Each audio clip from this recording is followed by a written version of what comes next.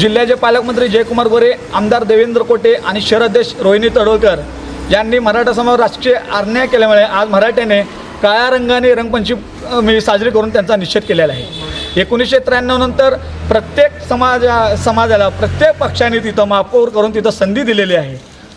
ज्याच भाजपची सत्ता आल्यानंतर आम्ही भाजपच्या वरिष्ठ नेत्यांना आम्ही मागणी करत होतो की तुम्ही मराठा समाज तिथं महापौर करा, कारण सर्वसाधारणसाठी तिथं जागा आहे। आमदार देवेंद्र कोटे यांनी त्यांच्या भावजेला महापौर करून ओबीसीचा तिथं आमच्या समाजावर मोठा अन्याय केलेला आहे। 2.5 वर्षांनी ज्या रोटेशन पद्धतीने तुम्ही ज्या चिठ्ठी काढचाल तुम्ही ते चिठ्ठीमध्ये सर्वसाधारणसाठी जागा तिथं नसणार आहे। तिथं ओबीसी पुरुषची जागा, एससी पुरुषची तिथं जागा असणार आहे।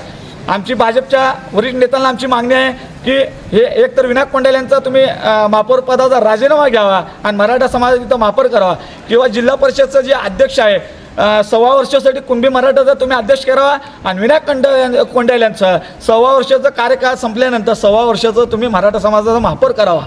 तुम्हाला लोकसभेला मतपेटीतून मराठ्यांनी तिथं उत्तर दिलं आहे, विधानसभेला मराठा समाज तुमच्या सोबत होतो म्हणून तुम्ही सत्तेत आला।